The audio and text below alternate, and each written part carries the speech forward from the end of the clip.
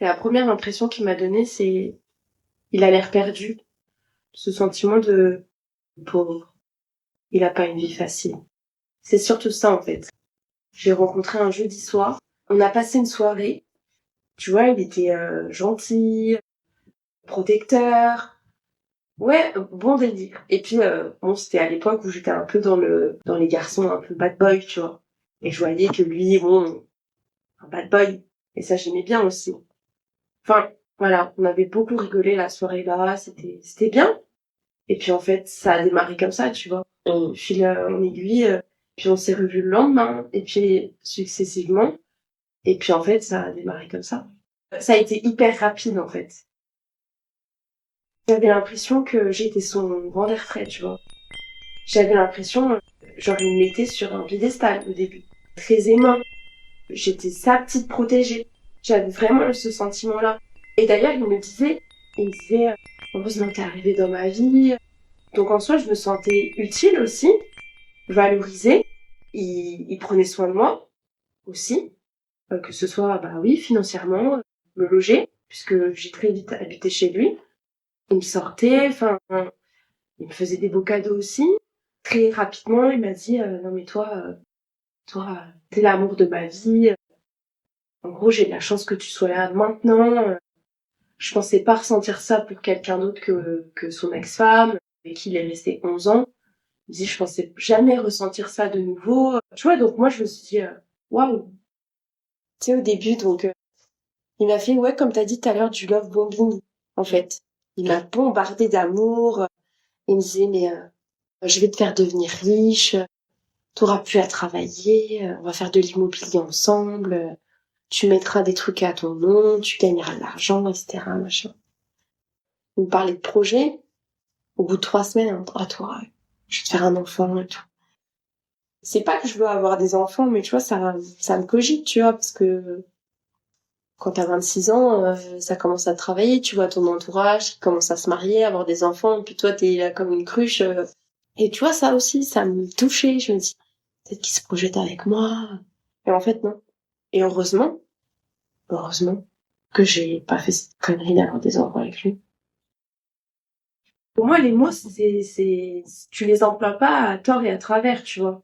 Quand t'emploies des mots, c'est que tu les penses. Et en fait, très vite, je me suis rendu compte que, pas très vite, mais au fur et à mesure, je me suis rendu compte que c'était que du vent, en fait. C'est peu de temps, je crois que ça doit être 3 semaines. Bah, je faisais mes études, être soignante. C'était très dur parce qu'il fallait que je combine à la fois les stages, à la fois l'école, et à la fois l'entreprise qui me finançait la formation. Et ça durait 18 mois, donc c'était quand même intense. Je faisais des journées de 12 heures, enfin, tu vois, t'es claqué, quoi. Et quand tu dois alterner les trois, j'étais cuite. C'était un projet professionnel qui me tenait à cœur.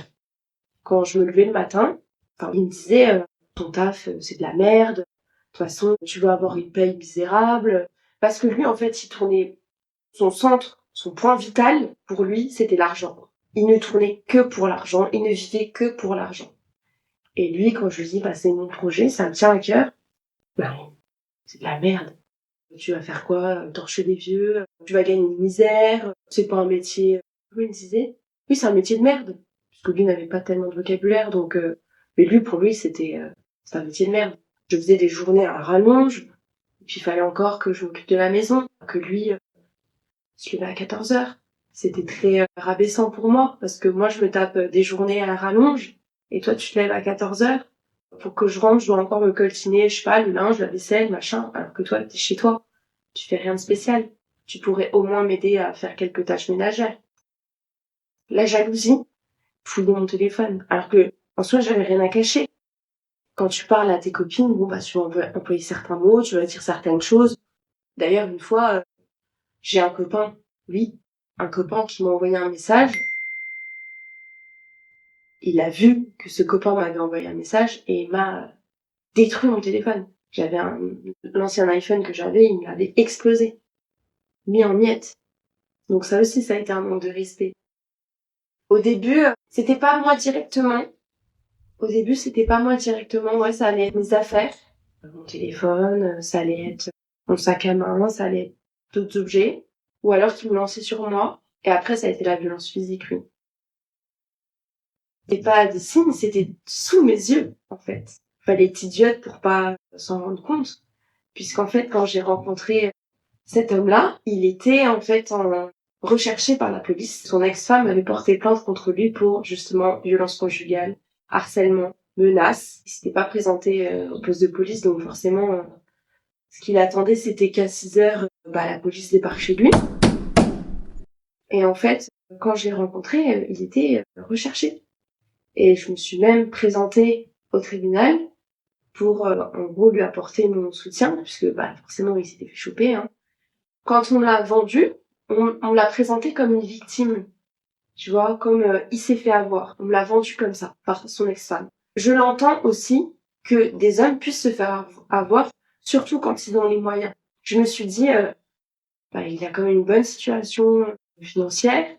Ça arrive, hein, des femmes qui sont attirées par l'argent, qui veulent manipuler aussi leur conjoint pour faire du chantage, pour qu'elles aient de quoi vivre, tu vois. Parce que son ex-femme, on l'a vendu un peu comme une cassos. On l'a vendu un peu comme une profiteuse.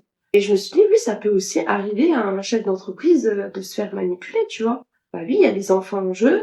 Lui, il avait l'air malheureux de pas avoir ses enfants. Ça pouvait faire aussi un moyen de pression, tu vois. Dès le début, dès le départ, c'était sous mes yeux. En fait, ça colle pas avec le comportement qu'il a avec moi. Ça peut pas être un mec violent ou un mec manipulateur ou pervers narcissique.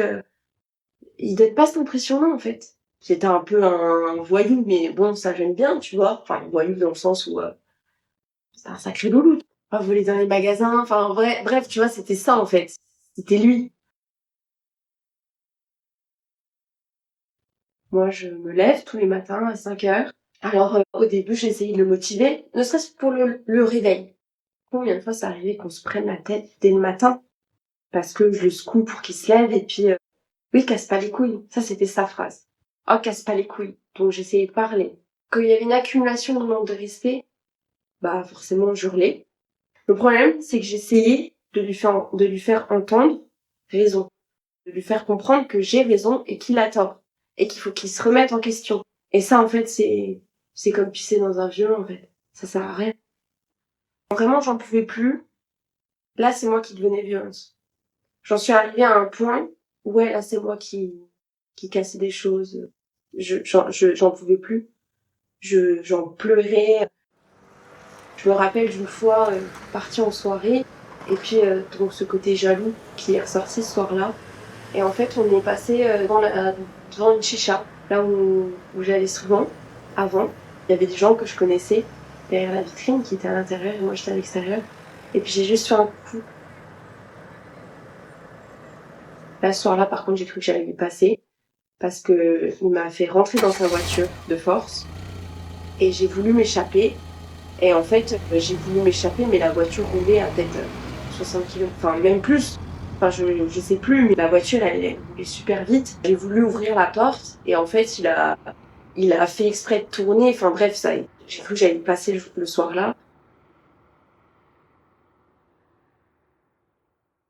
Puis on est arrivé chez lui, il m'a poussé dans les escaliers alors que je montais, donc j'ai trébuché. Et puis ce soir-là, vraiment, ça a été la goutte de trop. Et je me rappelle qu'il avait un buffet, et sur ce buffet-là, il y avait un vase. Et il me traitait, il me traitait, il me traitait. Et j'ai pris le vase et je l'ai lancé par terre. Et j'ai tellement lancé fort que j'en ai cassé le carrelage. Genre, j'ai fait un trou dans le carrelage. Vas-y pour casser du carrelage qui est scellé. Et ce soir-là, je crois que ça a été une des premières fois où il y a des violences physiques. Et le jour-là, j'ai niqué son carrelage. J'ai pris cher. Je crois que j'ai eu quelques bleus un peu partout sur le corps encore. Mais pas de sang. Ce jour-là, il n'y avait pas de sang. Mais les fois d'après, il y a eu du sang. Ouais. Je retournais chez moi dans mon appart. C'est chelou, hein. Mais pourtant, j'habitais chez lui et je n'arrivais pas à me séparer de mon ancien appart. Je ne voulais pas. Genre, entre guillemets, une assurance au cas où. On sait jamais s'il y a un problème. J'ai jamais voulu me séparer de mon appart. Il y avait un appart magnifique, enfin, chez lui, c'était super beau. J'aurais pu me débarrasser d'un loyer, tu vois. Mais bah non. Préférer débourser un loyer tous les mois. Au moins, je savais que c'était une garantie si ça se passe mal. J'ai un pied à terre, entre guillemets. Donc, c'est vrai qu'au début, je partais. Je m'en allais, je rentrais chez moi. Et puis, ben, forcément, quelques messages. Bon, bah, rentre à la maison. Mais même encore dans ces messages, quand ils essayaient de rentrer, oui, mais c'est toi aussi, t'as fait ci, t'as fait ça, tu vois. Il y avait jamais de remise en question, c'était toujours de ma faute. Et puis, au début, son excuse, c'était, allez, viens, on va se faire un resto, viens, on oublie tout, on vient, je t'emmène, on va faire un spa, on va jardiner, on va faire un hôtel, on se prend quelques jours pour nous, tous les deux. Allez, viens, reviens et tout. Puis je craquais comme ça, en fait, tu vois. Les beaux cadeaux, ouais. Et Louis Vuitton, des sorties, parce qu'à l'époque, j'aimais sortir encore. Enfin, plein de choses comme ça, en fait. Et puis ça a recommencé quelques temps après. Ça a recommencé. Et je reviens aussi sur la jalousie. Il était tellement jaloux que je travaillais dans une clinique à Vendeuvre. Il venait aussi m'épier, pour te dire à quel point il était jaloux. Il venait vérifier si ma voiture était bien sur le parking de la clinique. Mais c'était un sacré manipulateur parce que tu vois, on parle de la jalousie, il était hyper jaloux, mais ça l'empêchait pas lui de contacter des filles, d'envoyer des messages, oh t'es une merveille, t'es machin, t'es une bombe atomique. Donc moi, tu m'exploses mon téléphone pour un copain qui m'envoie une petite blague, tu te permets d'exploser mon téléphone, mais toi tu fais pas mieux. Mais moi, quand je l'ai rencontré, je dis ah je fréquente les chichas. Ah je fréquente les chichas, bah t'es une pute. J'avais pas le droit de m'habiller comme je voulais. Je pouvais pas mettre des jupes, je pouvais pas me permettre certaines fringues. Par contre, ils trouvaient des meufs bombes atomiques parce qu'elles étaient les loches à l'air à moitié, tu vois. Non. Il m'a littéralement bouffé. Il m'a vraiment bouffé. Il me pompait mon énergie. Il me saturait. Je, je me reconnaissais même plus, hein. J'ai perdu énormément de poids. Je suis descendue à 48 kilos quand j'étais avec lui. Mon poids, en fait, il oscillait. Alors, soit je bouffais comme une vache, pesais, retourner à 58 kilos, et puis redescendre à 48, tu vois. En fait, c'était constamment yo-yo.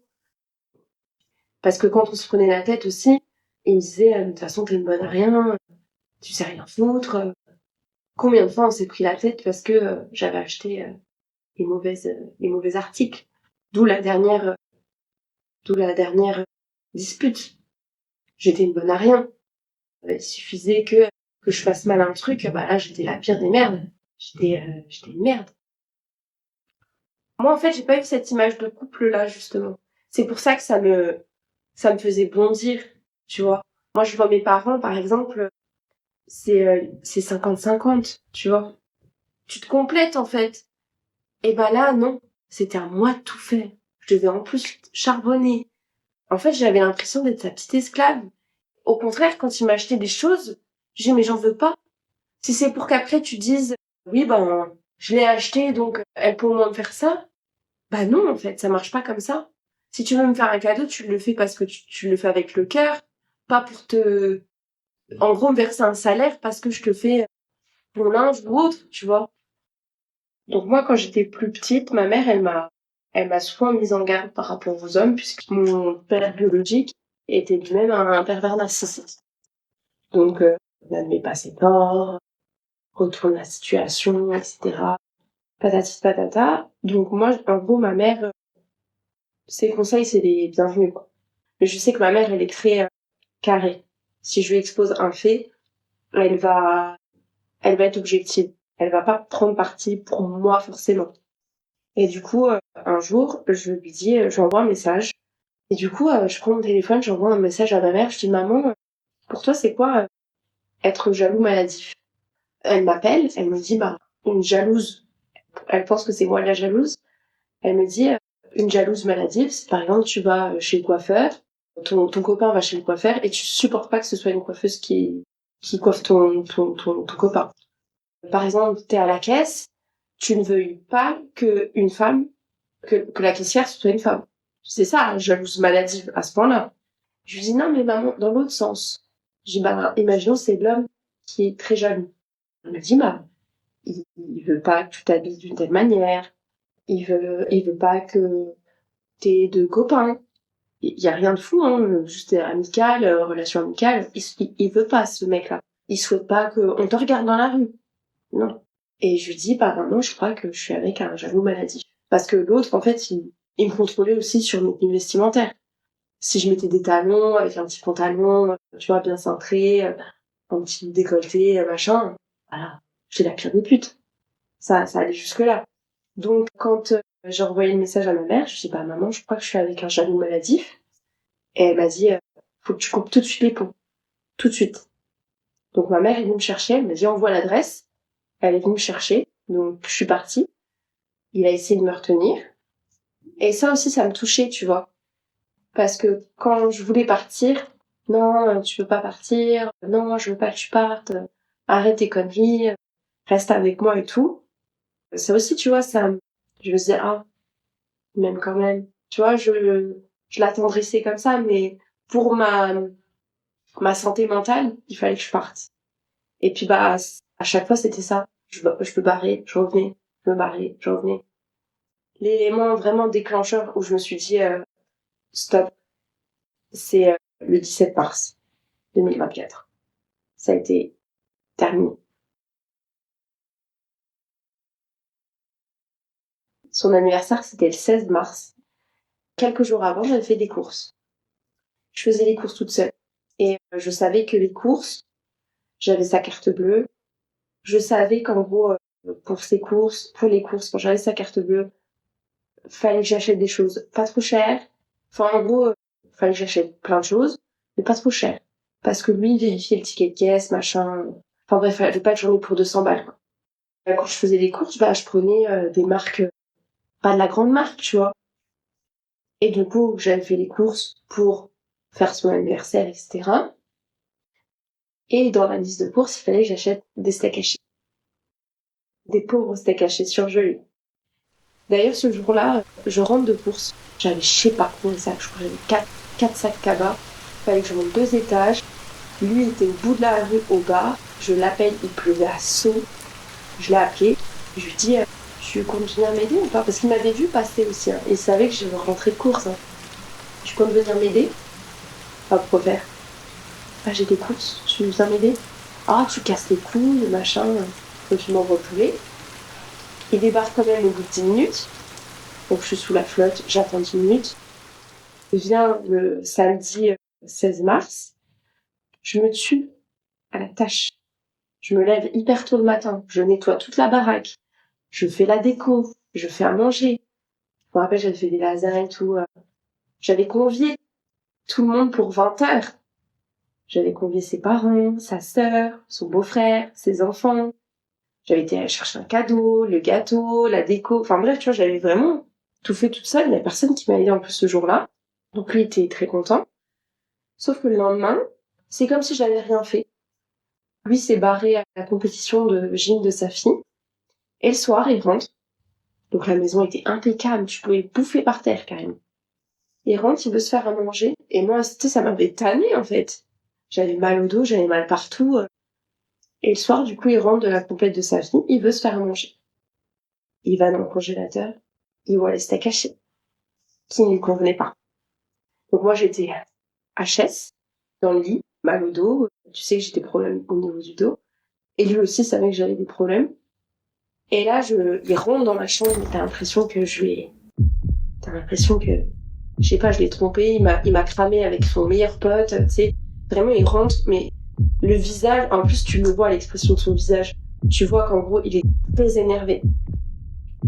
Il a le visage crispé, il a les yeux noirs. Enfin, à ce moment-là, tu vois, je sais que ça va partir en cacahuète. De là, il m'insulte, je suis une bonne à rien, même les coups, je sais pas faire, etc.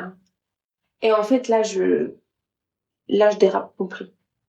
Je me vois déraper complet, au point que je vais chercher un chouchou. Je me rappelle, c'était un chouchou rose, en satin. Je m'attache les cheveux et je me mets front à front contre lui. Je dis maintenant, on fait quoi? Tu vois, à tel point que stop, j'en peux plus. Tu vois, j'ai beau parler, j'ai beau utiliser la manière douce, j'ai beau utiliser la manière plus virulente, j'ai beau utiliser toutes les manières possibles et inimaginables. Maintenant, on fait quoi?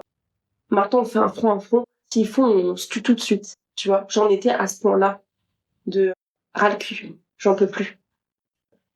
Je me rappelle, c'est moi qui commence à le taper, enfin, à le pousser, enfin, tu vois. À un moment, il m'a lancé la boîte surgelée sur le bras, enfin, sur le coude. Et en fait, moi, ce que j'ai pris, j'ai ramassé un steak et je lui ai lancé et ça lui a atterri derrière la tête. Moi, j'ai couru, j'ai vu qu'il arrivait, et j'ai couru. Et en fait, de là, il m'a mis au sol. Il m'a attrapé par les cheveux. Et là, il a tapé. Coup de pied, coup de poing, voilà. J'ai eu tellement peur que, je me suis fait pipi dessus. Je m'étais fait dessus. Et puis, je me suis relevée, j'ai voulu retourner à la charge. Mais tu sais, sous l'adrénaline, tu sens pas, en fait, que t'as pris un coup quand même. Tu sens pas. Tu sais, avec toute cette montée d'hormones, tu te sens invincible. Je suis retournée à la charge et j'ai pris une casserole. Je me rappelle, j'ai pris une casserole où il y avait une cocotte, je sais pas ce qu'il, enfin, je sais pas, juste un style de cuisine. Heureusement qu'il m'a maintenu les bras parce que j'allais l'assommer avec. J'allais l'assommer. À un moment, je vais dans la salle de bain parce que j'ai vu que je m'étais fait dessus. Et puis, tu sais, je sens un truc chaud qui coule le long de ma nuque et je mets la main et en fait, je me rends compte que je suis ouverte et que je saigne. Je retourne là où il est dans la cuisine et je lui lance les compresses. T'as vu? Et lui, en fait, il commence, et là, je le pète un câble encore. Il me dit, mais non, mais tu t'es fait ça toute seule. Tu t'es fait ça toute seule. En gros, c'est de ta faute. Je t'ai pas mis de coup. Et il me dit, mais c'est ta pince. J'avais un chouchou rose en satin. C'est pas ça qui va me blesser. Lui, il avait une grosse bagousse, tu sais, les chevalières, voilà. C'est ça, en fait. C'est la chevalière, c'est les coups, c'est le carrelage. Il m'a tapé la tête contre le carrelage. C'est ça, en fait, qui m'a fait éclater le crâne. Et il savait pertinemment que le lendemain, j'avais mon concours pour l'école d'inf. Il le savait pertinemment, j'étais stressée, j'étais pas bien. Tu vois, en plus, moi, je sais pas gérer mon stress. Quand je suis stressée, je sais que mon entourage, il prend quand même, tu vois, parce que je sais pas gérer. Je sais pas gérer. Mais ça, c'est depuis toujours. Je sais qu'il faut que je fasse un travail là-dessus, mais et en fait, même quand j'étais à l'école d'AS, hein, je sais que dès que j'avais un module ou un partiel à faire, la veille, je savais que ça allait partir en couille. À chaque fois, c'est parti en couille. À chaque fois que j'avais un truc important le lendemain, la veille, ça partait en couille. Tout le temps. Tout le temps, tout le temps, tout le temps.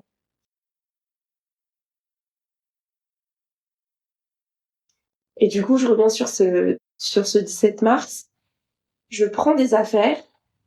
Quand je commence à préparer mes affaires, donc c'est peut-être 10 minutes après, tu vois, ça redescend un peu. T'as un coup de mou, t'as un coup de fatigue. Tu sais, la descente d'hormones, c'est fulgurant, quoi. Puis je suis en train de préparer mon sac et je vois, j'ai du mal. Tu vois, je commence à tituber, à trébucher. J'ai la vision un peu floue. C'est pas net. Je commence à avoir mal. Et puis là, j'appelle une copine, je lui dis, donc je prends la voiture, hein. Alors que j'ai la vue qui déconne, je suis pas bien, j'ai envie de gerber, enfin bref, je suis pas au top. J'ai encore du pipi plein sur moi, pas grave. Donc moi directement je vais au poste de police et j'ai ma copine qui me dit Marie, n'y va pas à chaud comme ça, va direct à l'hôpital, c'est mieux, fais ça dans l'ordre, tu vois. Elle me donne des bons conseils, mine de rien, tu vois. Elle a eu raison de me dire va direct à l'hôpital et après tu iras faire ta plainte. C'est ce que j'ai fait, j'ai été à l'hôpital. Je suis arrivée à 21h30 ou 22h, je sais plus exactement. Et puis en fait, j'ai passé presque une partie de la nuit. J'ai fait un scanner, j'ai parlé avec le personnel soignant, et en fait, au scanner, on a vu que j'avais un trauma crânien, quoi. Et j'ai dû être reclusue. C'était que 2 points, hein. Surtout quand t'as l'œdème qui commence qui pousse, etc., ça fait un mal de chien. Et là, ça a été fini. J'ai dit plus jamais. J'ai dit plus jamais, je retourne, plus jamais. Plus jamais. Et je me rends compte aussi, pendant la relation, que moi aussi, à un moment, j'avais des comportements toxiques. Lui était toxique avec moi. Mais moi, j'ai pas ce truc aussi vicieux que lui, tu vois, il avait. Je savais que son point faible, c'était la jalousie. Et ben, j'en jouais pour le piquer, pour lui faire mal. Je rentrais aussi dans ce jeu-là pour l'atteindre. Parce que moi, j'avais rien. Tu vois, j'avais pas les muscles. J'avais pas les muscles. J'avais pas les mots. Mais je savais que son point faible, c'était la jalousie. Il fallait pas tout ça, toucher à son matériel. Donc je cassais. Justement pour, ouais, le piquer, le faire souffrir. Et dis-toi, à tel point que j'en pouvais plus, c'est quand j'ai déposé plainte. Donc lui, il avait une arme chez lui. Il avait un pistolet. Et je me souviens parfaitement où il était ce pistolet. Il était dans les chaussettes, un tiroir des chaussettes. Et le tiroir des chaussettes, il était juste à côté de sa tête. Quand j'ai porté plainte, j'ai dit à la policière, parce que c'était une femme, j'en pouvais plus. Il se serait passé un drame. Il avait une arme. Et tu vois, la policière, elle commence à paniquer, à me dire, à ce point, vous pensez qu'ils auraient utilisé l'arme contre vous, etc., etc. Ah non! Ah non! Lui, non! Mais moi, oui. Je pense que j'en avais tellement marre que ça m'est déjà arrivé d'avoir des visions où je prends l'arme et je l'aurais tué. À ce point-là, en fait. À ce point de, tu satures, t'en peux plus. Tu fais tout. Je m'occupais de ses enfants. Comme si c'était les miens. Avec le peu d'argent que j'avais, bah, j'essayais de faire plaisir à sa petite. Tu vois, j'essayais de faire les choses correctement, en fait. Plus j'essayais de faire les choses correctement, j'ai l'impression plus ça partait en cacahuète. Plus ça partait en couille. Quand votre entourage, il vous dit, mais c'est bizarre quand même cette histoire, enfin, et qu'on essaye de trouver des réponses à tout pour défendre. Non, en fait, faut arrêter de se voiler la face. Faut en parler. Faut en parler. Faut le dire. Quand il y a des scènes bizarres comme ça, faut le dire. Et que ce soit tout, hein. Il y a un truc, je l'ai jamais dit à personne, mais je sais que je pense qu'il faudrait que je le dise, tu vois, concernant cette histoire-là. Donc j'ai été porter plainte, j'ai dû aller chercher mes affaires, et j'étais toute seule. Il m'a accueillie, je lui ai dit que je venais chercher mes affaires, et je suis arrivée, il était avec un copain à lui, et ce copain à lui est parti, donc on s'est retrouvés que tous les deux dans l'appartement, et il m'a forcée. Et je pleurais, et j'ai rien dit. Je sais qu'à l'heure actuelle, j'ai encore des blocages. Parce que même quand ça allait bien au début, ça se voyait que c'était sale. Il y a des regards qui tombent pas. Et c'est con parce que maintenant j'ai rencontré quelqu'un et des fois je l'arrête parce que tu vois, c'est comme si l'autre, tu sais, je faisais un transfert, je sais pas comment expliquer, mais des fois j'ai l'impression d'avoir des flashbacks de l'autre qui me regarde alors que c'est mon partenaire que j'aime, tu vois. Et des fois je l'arrête et il comprend pas, lui-même ne comprend pas, il me dit mais qu'est-ce qu'il y a, je t'ai fait mal, qu'est-ce qu'il y a, ça c'était trop brutal. Et je lui dis non mais c'était ton regard qui m'a, alors que c'est pas son regard à lui, tu vois ce que je veux dire, je m'imagine le regard de l'autre. Je pense que je dois avoir des flashbacks de l'autre quand on fait, alors que ce partenaire que j'ai actuellement, il est doux, il me dit si je vais trop vite ou machin, tu me dis, il y a pas de problème, on parle, tu vois, il est chou, hein. Celui que j'ai actuellement, il est trop chou. Mais des fois, j'ai des flashs. Et c'est douloureux. C'est douloureux. Bah, là, je vois, en fait, je comprends enfin ce que c'est. La bienveillance, la bientraitance. En fait, j'ai enfin compris que ces personnes-là n'aiment pas les autres. Elles s'aiment elles-mêmes. Elles n'aiment pas les autres. Elles sont tellement égocentriques que elles peuvent pas aimer quelqu'un d'autre. Elles s'aiment trop. Je me suis rendu compte, à partir du moment où il n'était plus dans ma vie, c'est comme si je renaissais. J'ai reprofité de certains moments. J'ai un petit peu bougé, enfin, j'ai rien fait d'exceptionnel, hein. Mais tu vois, par exemple, il m'interdisait certains lieux à fréquenter. Et ben maintenant, après, je m'autorisais de nouveau à fréquenter ces lieux. Tu vois, par exemple, la chicha. Je sais quand maintenant, ouais, avant, plus jeune, ouais, la chicha, ouais, c'était en mode, waouh, truc de fou. Et maintenant, oui, je vais pas cracher dessus, mais bon, c'est rien de folichon, en fait, la chicha, tu vois. Ça me faisait du bien aussi de revoir des anciennes connaissances que j'avais un petit peu mis de côté, parce que forcément, j'ai aussi mis de côté certains membres de mon entourage, et ça m'a fait du bien, tu vois, de me faire un petit week-end une fois à Paris avec une de mes copines. Quand je me suis séparée de lui, je pensais tous les jours à lui. Mais pas dans le sens, oh, il me manque le petit. Oh non, non. En mode, j'avais besoin comme de lui prouver que, en fait, j'ai pas besoin de toi pour réussir. Et tu vas voir que je vais mieux faire que toi en peu de temps. Tu verras. Tu verras. Ça a pas loupé puisque, du coup, j'ai été diplômée en avril. Le 12 avril, j'ai été diplômée. 3 semaines après, j'avais trouvé du boulot.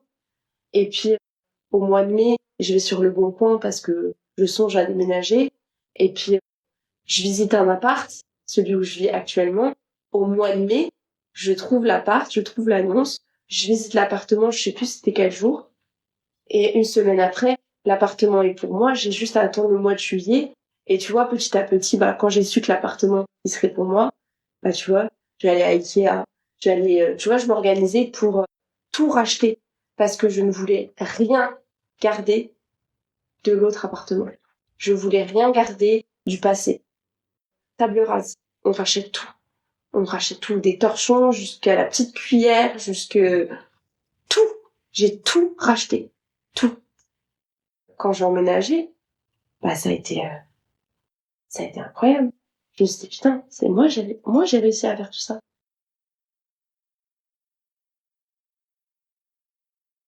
J'avais voulu écrire un message à mon compagnon actuel. Je lui ai jamais envoyé. Je lui ai dit, en gros, tu vaux bien mieux que tous les sacs Louis Vuitton, toutes les affaires chères que j'ai. En gros, tu m'as apporté tellement plus que du matériel, tu vois. J'ai voulu le tourner un peu comme ça. Ça a pas de prix ce que tu m'as offert. Ça a pas de prix. Tu vois, mon nouveau compagnon, ça fait 1 mois et demi que je suis avec. Mais j'ai passé des moments incroyables.